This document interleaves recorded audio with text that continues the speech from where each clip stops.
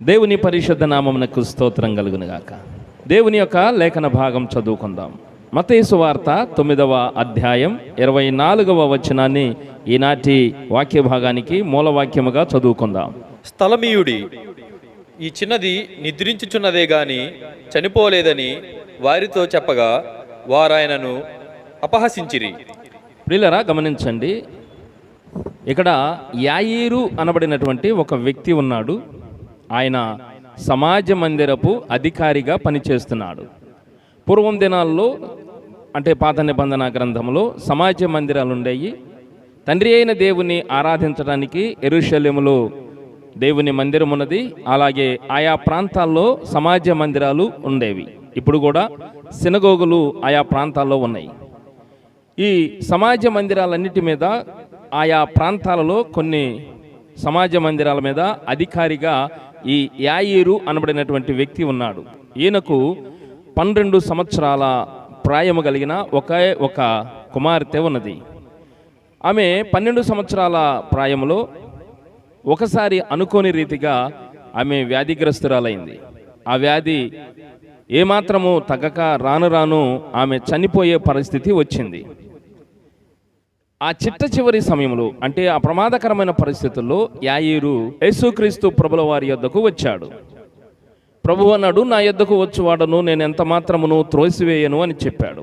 ఆ మాట ప్రకారమే ప్రభువారు ఒకరోజు తన సువార్త యాత్రలో భాగముగా ఒక ప్రాంతంలో వీధిలో సువార్త ప్రకటించుచుండగా ఈ యాయీరు యేసు ప్రభువారి దగ్గరకు వచ్చి తన యొక్క పరిస్థితిని ప్రభువుకి విన్నవించుకొని, నా కుమార్తె చావ సిద్ధమై ఉన్నది ప్రభువా, మీరు నా కుమార్తెను బ్రతికించండి అని శరణు వేడినప్పుడు యేసుక్రీస్తు ప్రభుల వారు కూడా అంతే ప్రేమతో స్పందించి తన గృహమునకు, యాయీరు గృహమునకు వెళ్ళుటకు సిద్ధపడ్డాడు. బయలుదేరి వెళుతూ ఉన్నారు. అదే సమయంలో అక్కడ ఒక అద్భుతం జరిగింది. ఏమా అద్భుతం అంటే, 12 సంవత్సరాల నుంచి రక్తస్రావ రోగంతో బాధపడుతున్న ఒక స్త్రీ అద్భుతముగా స్వస్థత పొందింది. 12 సంవత్సరాల నుంచి ఆమె రక్తస్రావ రోగముతో బాధపడుతుంది. అక్కడుంటది, ఆమెకున్న ఆస్తి అంతయు ఆ వ్యాధి నయము కొరకు వ్యయపరిచేసింది. అనేక వైద్యుల చేత తిప్పలబడింది. వైద్యుల వల్ల ఏ విధమైనటువంటి మేలు కలగలేదు గనుక ఆమె నిరాశ చెందుతుంది. ఆ సమయంలో ఆమెకు ఒక మంచి శుభవార్త అందింది. అదేమంటే, యేసుక్రీస్తు ప్రభుల వారు తానే స్వయముగా ఈ గ్రామంలోనికి, ఈ వీధిలోనికి, ఈ ఇంటి ప్రక్కకు వస్తున్నాడు అన్న సంగతి ఆమెకు తెలిసింది. ఎప్పుడైతే ఈ శుభవార్త తెలుసుకుందో ఆమె ఎంతో సంతోషించి, ఆమె మనసులో అనుకుంది, నేను బాహాటముగా వెళ్ళి ప్రభువుకి అగపడలేను కనుక నేను రహస్యముగా వెళ్ళి ఆయన వస్త్రపు చెంగును మాత్రము ముడితే చాలు, నాకు స్వస్థత వస్తుంది అని ఆమె విశ్వసించింది. ఈ అద్భుతాన్ని చూశాడు ఈ యాయీరు. తన కళ్ళ ముందే స్పష్టముగా లైవ్లో చూశాడు.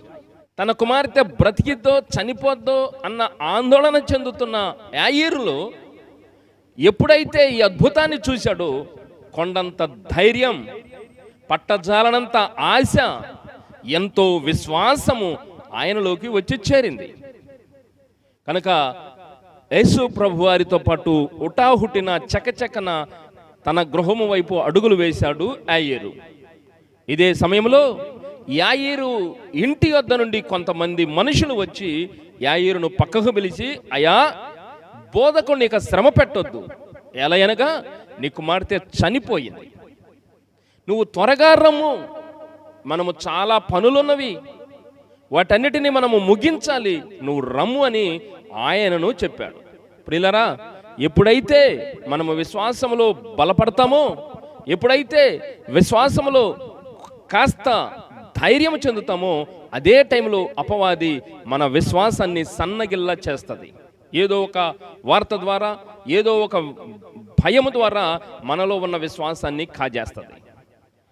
అపవాది మన విశ్వాసాన్ని కాజేయటానికి అనేక రకాల ప్రయత్నాలు అనునిత్యము సలుపుతూనే ఉంటుంది.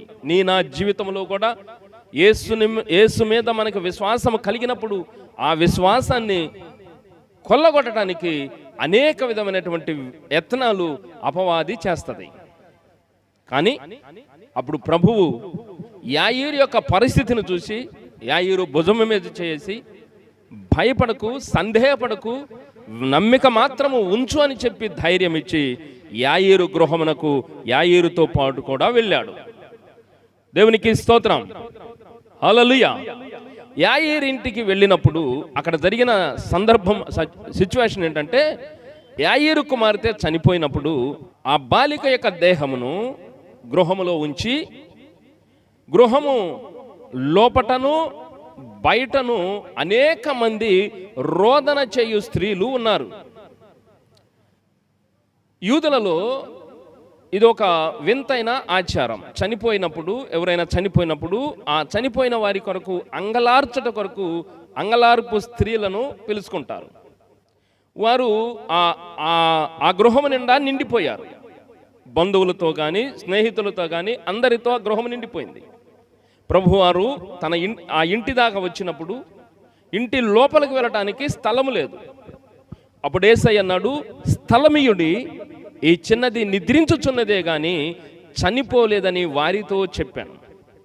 ఎప్పుడైతే యేసయ్య ఆ మాట చెప్పాడో వారు యేసయ్యను అపహసించారు. ప్రియులారా, బోధకుని యొక్క విలువ తెలియకపోతే మనము బోధకుని అపహాస్యం చేస్తాం.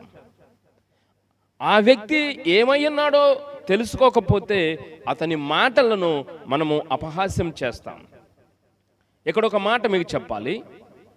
యాయీరు కుమార్తె చనిపోలేదు, ఆమె నిద్రించుచున్నది అన్నాడు. మన దేహములో ఆత్మ అనే చిన్నది ఉన్నది.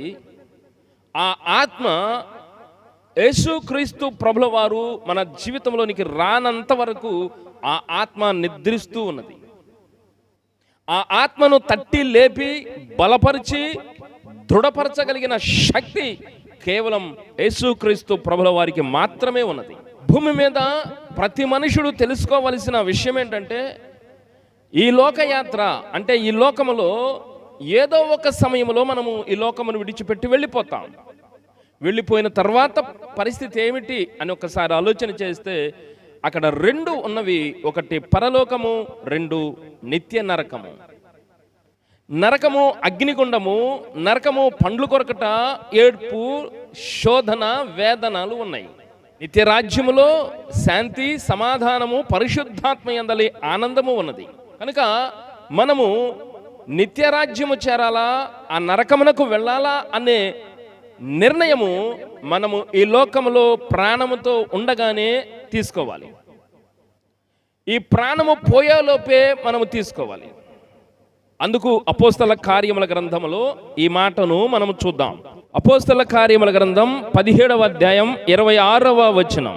మరియు యావత్ భూమి మీద కాపురముండుటకు ఆయన ఒకని నుండి ప్రతి జాతి మనుషులను సృష్టించి, వారు ఒకవేళ దేవునిని తడవలాడి కనుగొందురో ఏమో అని తన్ను వెతుకు నిమిత్తము నిర్ణయ కాలమును వారి నివాస స్థలము యొక్క పొలిమేరలను ఏర్పరచెను. భూమి మీద, యావత్ భూమి మీద మనుషులను దేవుడు సృష్టించాడు. ఎలా సృష్టించాడంటే ఒక మనిషిని నుండే సృష్టించాడు. భూమి మీద ఇంతమంది, సుమారుగా 800 కోట్ల ప్రజలు ఉన్నారు. ఇంతమంది ప్రజలు ఒక్క మనిషి నుండే వచ్చాడు అని దేవుని వాక్యం చెప్తుంది. ఆ ఒక్క మనుషుడు ఆదాము. ఆదాము నుండి వచ్చినటువంటి ఈ మనుషుల జీవితాలలో నిర్ణయ కాలమును పెట్టాడు. వారి నివాస స్థలం యొక్క పొలిమేరలను ఏర్పరిచాడు. అంటే మరణకాలము, ఈ లోకమును విడిచే కాలము, అది పొలిమేర. ప్రతి ఊరికి పొలిమేర ఉన్నట్టు మన నివాస స్థలమునకు పొలిమేర ఉంది. ఆ పొలిమేర నిర్ణయ కాలము నిర్ణయించబడింది. ఈ పొలిమేర దాటే లోపే మనము దేవుని తడవులాడి తెలుసుకోవాలి. దాని కొరకు దేవుడు ఒక నిర్ణయ కాలమును పెట్టాడు. అంటే మన ఎక్స్పైర్ డేటు దేవుడు నిర్ణయించి ఉన్నాడు. ఈ నిర్ణయ కాలము లోపే మనము దేవుని తడవులాడి తెలుసుకోవాలి. దేవుని తడవులాడి తెలుసుకోవాలని దేవుడు ఏర్పరిస్తే ఆ దిశగా మనము అడుగులు వేయవలసిన ఆవశ్యకత ఉన్నది.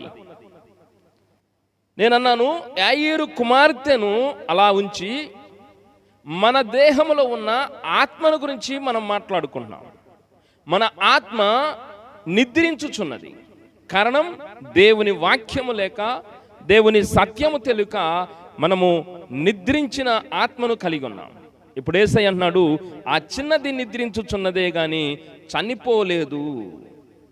ఆమెకు ఏమి కావాలంటే దేవుని వాక్కు కావాలి. దేవుని వాక్యం ఎప్పుడైతే ఆమె దగ్గరకు వస్తుందో ఆమె మళ్ళీ బ్రతికే ఛాన్స్ ఉంది. స్తోత్రం, హల్లెలూయా. కనుక ఇప్పుడు అన్నాడు, స్థలమీయుడి, ఈ చిన్నది నిద్రించుచున్నదే. స్థలము ఎందుకు? ఆ ఇల్లంతా నిండిపోయింది ప్రజలతో. ప్రియులారా, మార్కు సువార్త 7వ అధ్యాయం 21వ వచనం, లోపల నుండి అనగా మనుషుల హృదయములో నుండి దురాలోచనలను, జారత్వములను, దొంగతనములను, నరహత్యలను, వ్యభిచారములను, లోభములను, చెడుతనములను, కృత్రిమమును, కామవికారమును, మత్సరమును, దేవదూషణయు, అహంభావమును, అవివేకమును వచ్చును. అంటే మన హృదయాంతరంగంలో ఇవన్నీ తిష్టేసుకుని కూర్చున్నవి.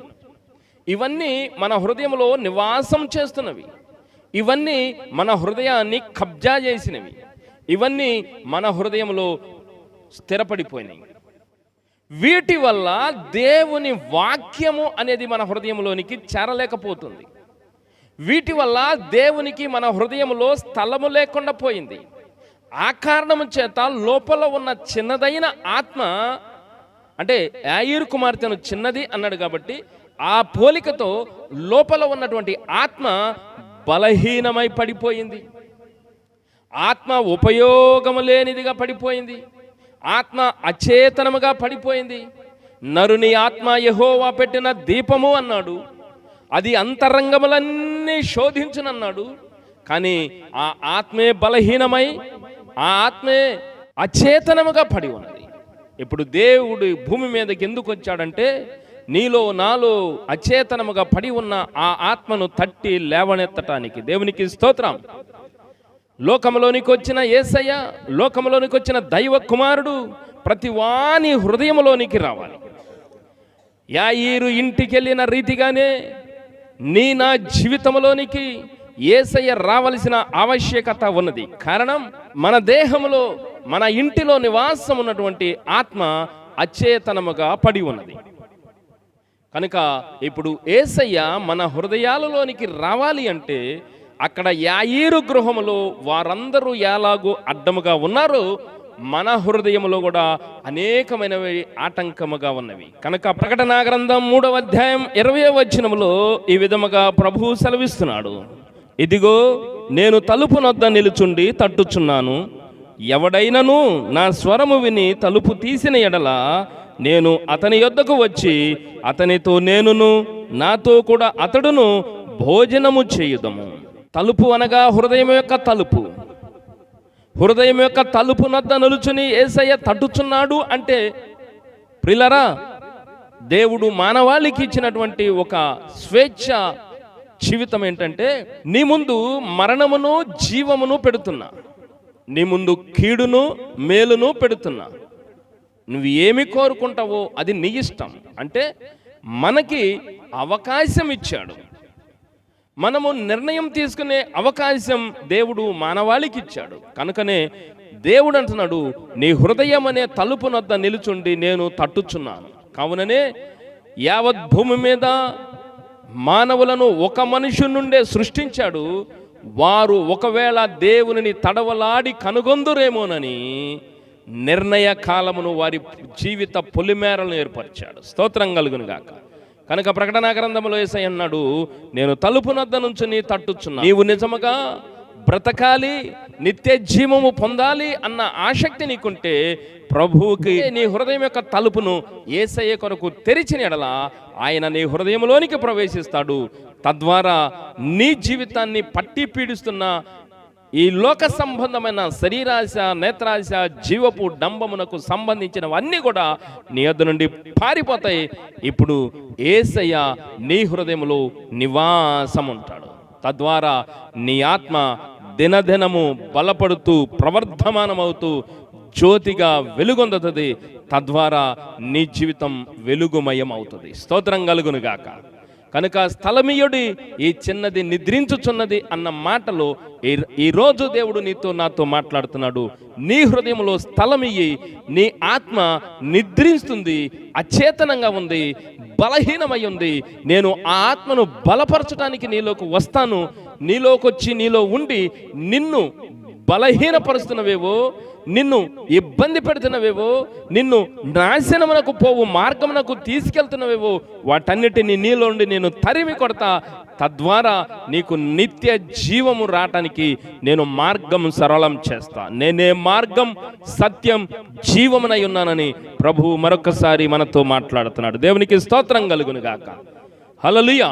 ఆ రీతిగా యాయీరు ఆ ఇంటిలో ఉన్న వారందరినీ బయటికి పంపించేసిన తర్వాత యేసుక్రీస్తు ప్రభులవారు ఆ ఇంట్లోకి వెళ్ళి ఆ చిన్నదాన్ని చూసి యేసయ్య ఆమె చెయ్యి పట్టుకుని తబితా కుమి అన్నాడు. అంటే చిన్నదానా లెమ్ము అన్నాడు. ఎప్పుడైతే యేసయ్య మాట ఆ పాప చెవిన పడిందో ఆమె దిగ్గున లేచిని కూర్చుంది. దేవుని బిడ్డ, నీకు స్వస్థత కావాలని వేచి ఉన్నావా? బాధలలోనే నలిగిపోతున్నావా? కృంగిపోతున్నావా? శ్రమలకు వస్తున్న ప్రతి శోధనకు, ప్రతి వివాదాలకు అన్నింటిలోనూ నలిగిపోతున్నావా? జీవితంలో పోరాడి అలిసిపోయి ఏ దారి కనరాక విసుగు చెంది అలసిపోయి సొమ్మసిల్లి ఉన్నావా? అయితే ఈ రోజున ప్రభువు యొక్క వాక్యము నీతో మాట్లాడుతుంది. ధైర్యం తెచ్చుకో. నీకు ఆశను కలిగించి నిన్ను ఆశీర్వదించి నీ జీవితాన్ని తలగా చేయగలిగిన సామర్థ్యం గల దేవుడు ఒకడు ఉన్నాడు. ఆయనే యేసుక్రీస్తు ప్రభులవారు. ఈ రోజున ఈ వాక్యం వింటుండగా నిజముగా ఈ వాక్యానుసారముగా నీ హృదయంలో ప్రభువుకి గనక స్థానమిస్తే, నీ హృదయంలోనికి ప్రభువు నిన్ను ఆహ్వానిస్తే, నీ జీవితాన్ని ఊహించని రీతిగా దేవుడు ఉన్నతమైన స్థాయిలోనికి తీసుకుని వెళతాడు. చనిపోయి పడి ఉన్న యాయీరు కుమార్తెను ఒక్క మాటతో బాగు చేశాడండి. నీ జీవితాన్ని బాగు చేయలేడా? నీ ఇంటిలో ఉన్న బలహీనతలను తీసివేయలేడా? నీ ఇంటిలో నీకున్న సమస్యలను, నీకున్న నిరాశలను అన్నిటినీ పారద్రోలి నీకు ఒక క్రొత్త జీవితం ఇవ్వలేడా అంటున్నాడు.